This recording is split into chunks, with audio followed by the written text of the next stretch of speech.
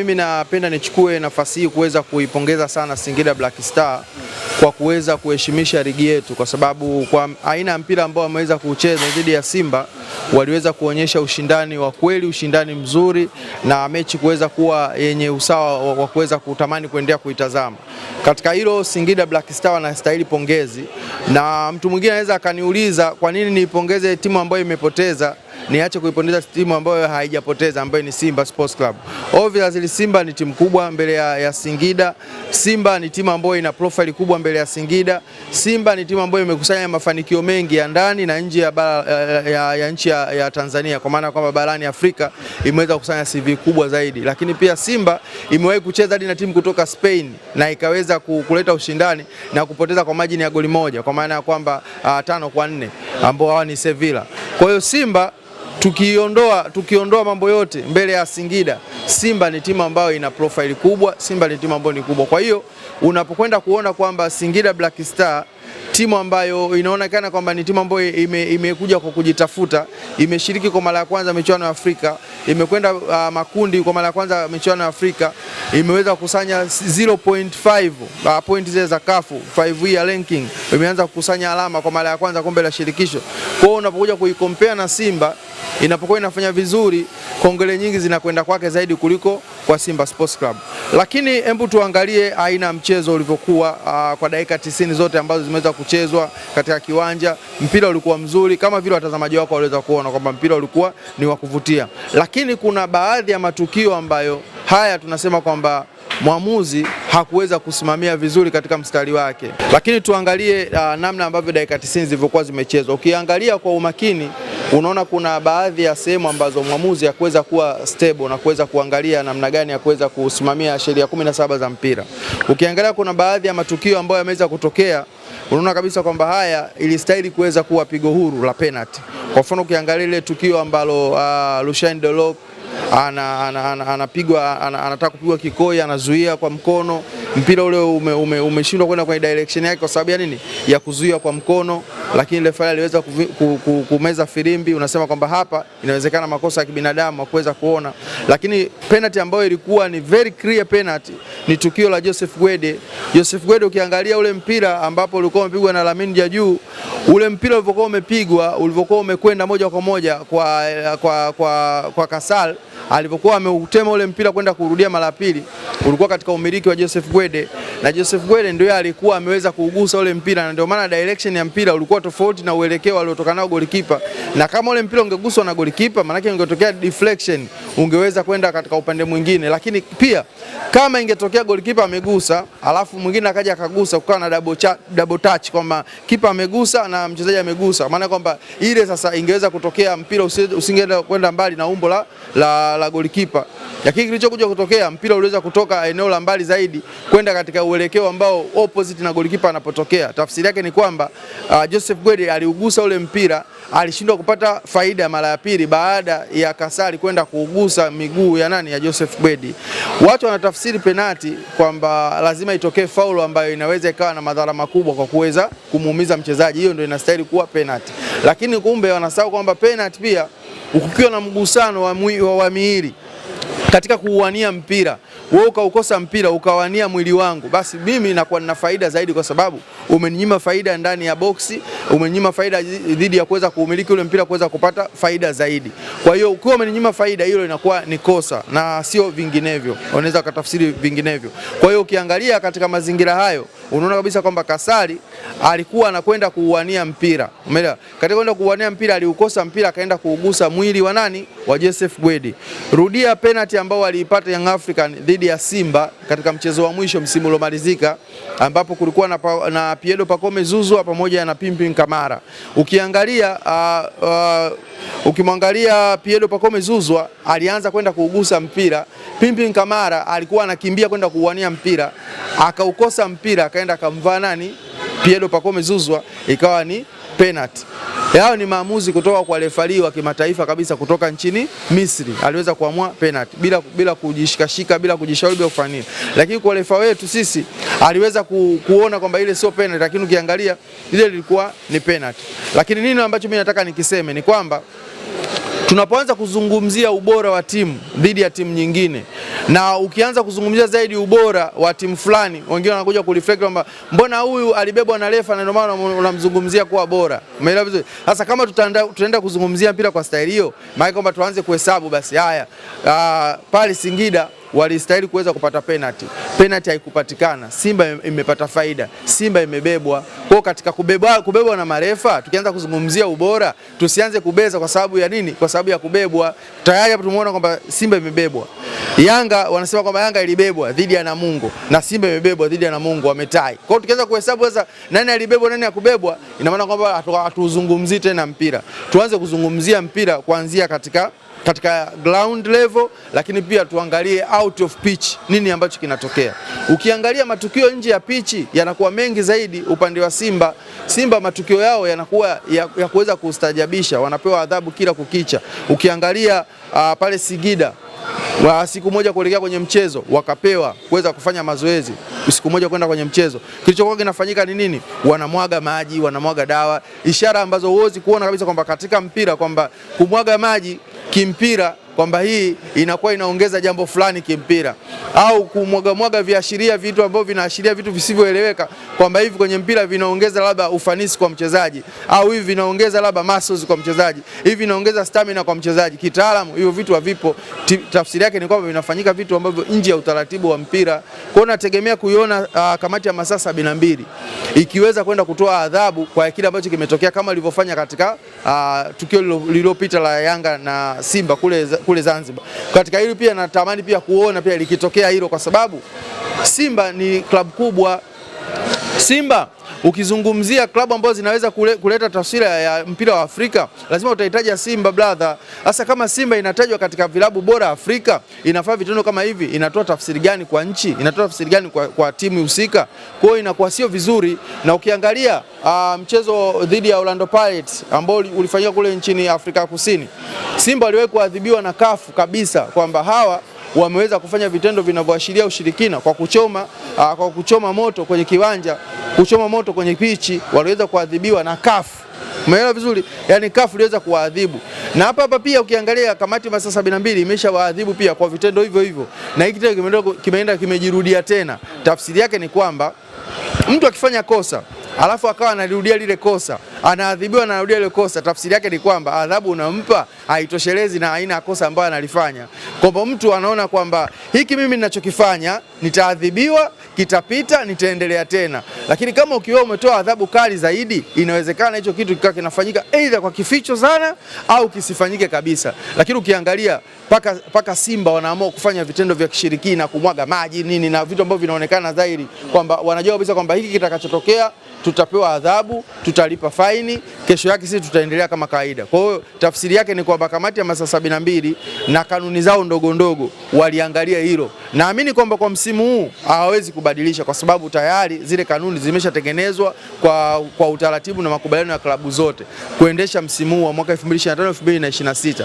Kwa hili waliweke kwenye ansadi zao kwamba msimu unapokuja kutamatika, katika ile lengo ya kuweza kushiriki ushirikina, tunatakiwa tuweze kurekebisha kwa kiwango gani, kwa sababu kama tunaweza kutoa adhabu, hizo adhabu tunazozitoa bado mtu anarudia. Wewe fikiria, kamati ya masaa 72 imetoa adhabu, hata siku 4 hazijapita inakuja kujirudia jambo lile lile. Kwa maana ina maana kwamba ndani ya masaa 24 unakwenda kurudia kosa lile lile. Tafsiri yake ni kwamba adhabu unaoitoa kwetu sisi haituathiri, na maana ya kosa kufanya kinyume na utaratibu, na maana ya adhabu ni kuweza kukuwajibisha kwa kile ambacho umeweza kukifanya, usije ukafanya tena. Lakini kama nakuwajibisha unakirudia, maana yake ni kwamba kosa langu ni la maana zaidi kuliko adhabu unaonipatia. Kwa hiyo kwa hiki, kwa upande wa Simba sio jambo zuri, wanatakiwa waweze kujirekebisha, kwa sababu Simba ni klabu kubwa. Simba tunaamini kwamba inatakiwa klabu nyingi zijifunze kupitia yeye, lakini kama wanafanya vitu kama hivi inakuwa sio sawa sawa. Tunaamini kwamba Simba wamesajili, dirisha dogo wameingiza usajili bora sana, si ndio? Na watu wengi wanasema kwamba sasa imekuja ushindani utakuwepo. Vipi sasa kuanza kuingiza mambo mengine ambayo yanakuwa nje ya kiwanja? Vipi kuingiza vitu vingine ambavyo vinakuwa nje ya mbinu za pitch ya kiwanja? Kwa hii inakwenda kushusha hadhi ya usajili waliofanya. Hii inakwenda kushusha hadhi ya timu husika. Hii inakwenda kushusha hadhi ya wachezaji, kwa sababu unapokuwa unafanya mpira wa miguu biashara yake ni kuuza wachezaji, mpira wa miguu biashara yake ni kuchukua mataji, mpira wa miguu biashara ni kuuza bidhaa za timu. Lakini kama unakuwa unaingiza vitu kama hivi, maana yake kwamba unakwenda kupunguza soko la mvuto kwenye biashara zingine, kwa kiamini kwamba Simba wanafanikiwa kwa sababu wanafanya 1 2 3, nje hapo hawezi kufanikiwa. Mimi nitamchukua mchezaji fulani wa Simba, wao kwao kule wanamwagia maji, ana perform vile, akija huku nani wa kumwagia maji atapatikana? Wanaona kwamba hii biashara ni ngumu, wanaweza kagairi. Kwa hiyo unaweza kujikuta kwamba unafanya kitu kwa ajili ya kuweza kupata mafanikio ya ndani, lakini kumbe uko unajifunga katika mafanikio mengine ambayo yangeweza kuja mazuri zaidi upande wako. Kwa upande wa goli la pili la Simba alilopata, alifunga Elie Mpanzu, wanasema ilikuwa ni offside. Kwa mtazamo wako unaona ile goli ilikuwa ni offside? Of course alikuwa amezidi upande, yani alikuwa amezidi backline nzima ya Singida Black Star. Ile ilistahili kuwa offside. Na walichofanikiwa Simba ni pasi ya haraka iliyopigwa na Clatous Chota Chama na uharaka ambao aliufanya Elie Mpanzu na kusogea kwa Metacha Mnata kuweza kulipunguza goli. Zile movement ambazo zilikuwa zimefanyika katika hao watu watatu, Clatous Chota Chama, Mpanzu pamoja na Metacha, ilikuwa ni rahisi kuweza kumwadaa refari. Lakini ukija kuangalia katika sheria 11 ya mpira wa miguu, ile ilikuwa ni offside, kwa sababu tayari Elie Mpanzu wakati mpira unatoka mguuni kwa Chama alikuwa aishaizidi ile backline yote ya upande wa Singida Black Star. Haikustahili kuwa goli, ilistahili kuwa offside. Lakini yote katika yote nasema kwamba Simba ameshinda, amekusanya alama 3. Watu wakubali kwamba maamuzi ya mpira yameamua Simba ameshinda. Kwa hiyo siku tukija kuzungumzia mafanikio ya Simba kwa kusanya alama 3, zisije zikaja hata zikaibuka tena kwamba bwana amekusanya alama 3 kwa sababu huyu alipendelewa hapa, huyu alipendelewa pale. Kwa hiyo tunakubaliana kabisa kwamba kosa la maamuzi lilionekana. Kwa hiyo kitu tunapozungumzia mpira, tuangalie mpira, matokeo yanayotoka ndani ya dakika 90, tusiangalie nje ya dakika 90, kwa sababu ukiangalia kamati ya masaa 72 wametoa adhabu waliotoa kwa marefari wawili wenye kosa moja, adhabu 2 tofauti. Huyu kaamua kwamba Suleiman Mwalimu alikuwa offside, hakustahili kuwa goli, ameadhibiwa miezi 6. Huyu alitafsiri kwamba Prince Mpumelelo Dube alikuwa offside, hakuwa offside, ameadhibiwa kwa miezi 6. Yule kule kaadhibiwa miezi 3. Kwa unakuja kujiuliza, kosa hilo moja na waamuzi ni wale wote wa pembeni, inakuwaje huyu anapata adhabu kubwa zaidi, huyu anapata adhabu ndogo? Sema kwamba kukataliwa goli halali. Goli halali linatoka wapi? Goli halali linatoka kwa mwamuzi. Goli halali linatoka kwenye kamati ya masaa 72. Sheria 17 za mpira wa miguu, refari ndio mwamuzi wa mwisho katika mchezo. Umeelewa vizuri? Kwa hiyo huwezi kusema goli halali wakati limekataliwa kwenye mchezo. Young African walikataliwa goli dhidi ya Mamelodi Sundowns. Umeelewa? Goli la Stefan Aziz Ki. Kwenye statement zote aliitwa goli halali. Sio, umeelewa vizuri? Hawa kamati 72 wanaliita goli halali kwa mujibu wa kukubali kwa refari yupi wa mchezo upi? Au kamati saa 72 na wenyewe pia ni marefari wanapitisha magoli ambao kwamba mtu mwingine ikitokea imetokea moja au imetokea bila, kamati ya masaa 72 wanaweza akachukua goli halali wakampa mtu afu akapata pointi 3. Kwa kama ikiwa hivyo, kusiwe na double standard, lazima tuweze kulevel scoreboard kwa upande wote. Kwa hiki ni kitu ambacho cha kuweza kukiangalia, na kadri tunavyozidi kufanya ndivyo tunajifunza. Kwa hiyo ina maana kwamba katika misimu ijayo lazima tuwe makini kuweza kuona kwamba tunaweza tukarekebisha maeneo yapi na maeneo yapi yanaweza kaa yapo vizuri zaidi. Kwa nini mchezo wa Simba na Singida haujawahi kuwa rahisi? Au ndo tuamini yale maneno wanaosema kwamba wakati Singida huwa wanatumwa wawakamie Simba, au ni quality tu ya Singida Black Stars kwamba inaweza kuipinga Simba? Yani hapo kuna mambo mawili. Jambo la kwanza ni namna mentality ilivyokuwa imetengenezwa. Umeelewa vizuri? Hiyo nitakupa tu mifano midogo. Ukiona Azam inakuja kucheza na Yanga, tension yake inakuwa tofauti Azam akicheza na Simba. Na hayo si maneno yangu, ni maneno ya kakaangu Amri Kiemba, ambaye yeye amepata bahati ya kucheza timu zote kubwa. Amecheza Simba, amecheza Yanga, amecheza Azam. Maandalizi ya Yanga kucheza na Simba ameyaona akiwa Simba, ameyaona akiwa Yanga. Maandalizi ya Yanga kucheza na Azam ameyaona akiwa Azam, ameyaona akiwa Young African. Lakini pia kwa ndugu yangu Prince Mpumalelo Dube, amecheza Azam, amecheza Yanga. Dube amepata ladha ya kucheza na Simba akiwa Azam, amepata ladha ya kucheza na Simba akiwa Yanga. Kwa maandalizi ya pande zote hizi anaziona, na wanapokuja kuzungumza hizo kwetu zinakuwa kama reference. Umeelewa vizuri? Amri Kiemba aliwahi kusema kwamba alipokuwa Azam wakiwa wanajiandaa na Simba ilikuwa ni easy preparation, lakini alipokuja siku ambayo na Yanga preparation yake inakuwa tough preparation. Tafsiri yake ni nini? Kwamba tayari mentality ishatengenezwa kwamba bwana, sisi tukicheza na Yanga maandalizi yetu yawe makubwa zaidi kuliko tukicheza na Simba. Umeelewa vizuri? Inawezekana hiyo ikawa sasa inakwenda baadaye inakuja inajengwa inakuwa tamaduni. Kwa ukiangalia kwa Singida Black Star mentality ishatengenezwa kwamba Singida na Yanga inakuwa ni easy game, Singida na Simba inakuwa ni tough game. Kwa hiyo tayari hapo mentality, kwa unakuta hata tension nje ya uwanja inakuwa kubwa sana. Kwa mfano kama walichokifanya Simba. Umeelewa vizuri? Mimi ukiniuliza kwa nini inakuwa ngumu, Simba ndio wanasababisha mechi inakuwa ngumu kwa sababu wanapofika kipindi cha kucheza na Singida, propaganda nje za uwanja zinakuwa nyingi zaidi. Hiyo ndio sababu ambayo inapelekea mechi inakuwa ngumu. For example, wanaanza kumwaga maji, wanapewa uwanja fanya mazoezi wanamwaga maji. Umeelewa vizuri? Wanamwaga maji. Wanapewa mechi na Singida wanaanza kuzungumza, mbona mchezaji fulani kwa Yanga kucheza kwetu anacheza, wanatuletea sisi tufunge. Umeelewa vizuri? Kwa maneno kama haya yanaingia wa wachezaji wa Singida. Wanapoona maji yamemwaga, sasa sisi tunaenda ku approve wrong kwamba hayo maji yenu hawezi kufanya kazi, sisi tunaenda kujitoa hadi tone la mwisho. Kwa hiyo kuna vitu visababishi vingi nje ya uwanja vinakwenda kusababisha mechi inakuwa ngumu zaidi kuliko wanapocheza na Young Africa, kwa sababu Young Africa wanachukulia kama ni kama mechi zingine za kuweza kuania kumaliza msimu, kwamba tumecheza na Simba, tumecheza na Azam, tumecheza na Namungo, tunakuja tunacheza na Yanga. Lakini inapokuja kucheza na Simba, zile preparation nje ya uwanja zinavyokuwa, zile propaganda nje ya uwanja ndio zinakwenda kutengeneza challenge kubwa katika pichi na kufanya mechi ionekane kuwa ngumu zaidi. Simba wamekuwa na tatizo la mwendelezo kufika dakika ya 60 wanakata upepo. Nini kinakosekana ndani ya Simba, kwamba ni katika benchi ya ufundi watoe maelekezo vizuri ama ni shida gani? Simba katika usajili zao, mimi nilishawahi kusema kwamba kwa msimu wa miaka hii mitano Simba kwenye usajili hawajakuwa vizuri. Usajili wao haujakuwa vizuri, na hata ukiangalia mekanizmu ya timu nzima kiujumla bado haijakaa vizuri. Umeelewa vizuri hapo? Yaani muunganiko wa timu bado haujakaa sawa sawa. Kwa hiyo fitness level zao zinatofautiana. Utamzungumzia Ura ameingia dirisha dogo, utamzungumzia Gwaye kaingia dirisha dogo, utamzungumzia nani mwingine, Kratos Chota Chama kaingia dirisha dogo, nani mwingine, Nixon Kibabage dirisha dogo, Kasari dirisha dogo. Kwa hiyo ina maana hawa walioingia dirisha dogo wote wametoka na fitness zao huko walikokuwa wametoka. Umeelewa vizuri? Wametoka na mazoezi yao huko walikokuwa wametoka, wametoka na intensity ya mechi huko walikokuwa wametoka.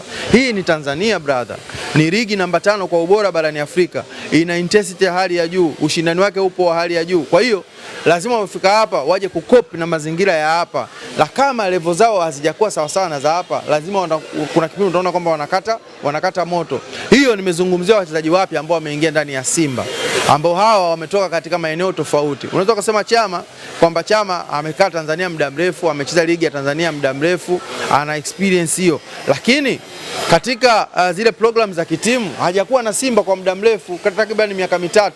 Ukimwangalia Kibabage ndo first time anaingia kwenye program za Simba. Kwa hiyo lazima utaona kuna tofauti ambayo ipo, lakini hiyo pia ya kukata moto kipindi cha pili kuanzia dakika ya 60, hiyo ipo sana toka hata dirisha dogo halijafunguliwa, toka enzi akiwepo Robertinho. Ishafika dakika 60 tu mambo yanakuwa tofauti. Mona ameondoka, amekuja Fadu Davis, kadhalika pia wanakuwa vizuri sana dakika 30 za mwanzo. Ikishafika dakika 60 kipindi cha pili, moto unakuwa unapungua, kasi inakuwa inapungua. Kwa hiyo hili ni tatizo ambalo bado hawajaweza kulitibu. Na mimi nasemaga kwenye kufanya analysis inategemea na maeneo gani wewe unaweza kuyagusia. Kuna science football, kuna statistical football, kuna history football. Umeelewa vizuri? Kwa hiyo wewe unaangalia eneo gani? Lakini ukija kuzungumzia kwenye eneo la sayansi, maana sayansi ya mpira ni nini? Mpira ni sayansi. Kwa nini mpira ni sayansi? Kwa sababu sayansi huwa ina tabia ya kuidentify problem. kuna hatua zake kwenye kuliendea tatizo. Lazima uwe identify problem, kwamba uweze kulitambua tatizo ni nini. Lakini baada ya hapo lazima uwe na section ya collection of data, ukusanye taarifa kuhusiana na hilo tatizo. Je, taarifa zake zinasemaje? Baada ya hapo, hatua nyingine, lazima uje kufanya kitu kinaitwa interpretation of data. Lazima uje kuzinyanyambua zile data, uweze kuzifanyia interpretation. Umeelewa vizuri? Baadaye uje kuzifanyia analysis, baadaye uje kufanya experiment. Hiyo ndio science ya mpira. Kwa hiyo Simba hii la kusema kwamba dakika 60 wanakata moto tayari ni problem identified. Kwa hiyo limeshakuwa identified problem. Je, kwenye kukusanya data wameshakuwa tayari kukusanya data? Kwenye kukusanya data sasa unakuja kuangalia kwa nini tunachoka dakika 60? Labda coach wetu wa fitness hayuko vizuri. Umeelewa vizuri? Hiyo namba moja. Namba mbili ni nini? Vifaa vya kufanyia mazoezi ya fitness hatuna vya kutosha. Namba mbili. Namba tatu ni nini? Namba tatu, aina wachezaji tuliokuwa nao hawana ile energy ya kuweza kuingiza mazoezi magumu ya kuweza kutunza pumzi. Inabidi tufanye usajili hiyo. Unaona? Kwa unapokuwa unakusanya hizo data, baada ya hapo sasa unaanza kuzifanyia analysis zile data zako, kwamba tumesema kwa tunahitaji kocha, hatuna kocha ya fitness. Kocha ya fitness tunamtoa wapi? Kwa gharama ipi? Ana uzoefu gani? Unaanza kumfanyia mchakato, unaanza kumchakata. Tunahitaji vifaa vinapatikana wapi? Vya gharama ipi? Shilingi ngapi? Na vinakujaje? Vinapatikana Tanzania au nje ya Tanzania? Afrika au nje ya Afrika? Hiyo ndo science ya mpira. Kwa hiyo hivi vyote kama Simba watakubali kuvifanyia kazi, vitakwenda kuisaidia zaidi, lakini kama watakaa na kuanza kuingiza propaganda na nje ya uwanja, inaweza kaa ni madhara makubwa kwa upande wao. Tutazame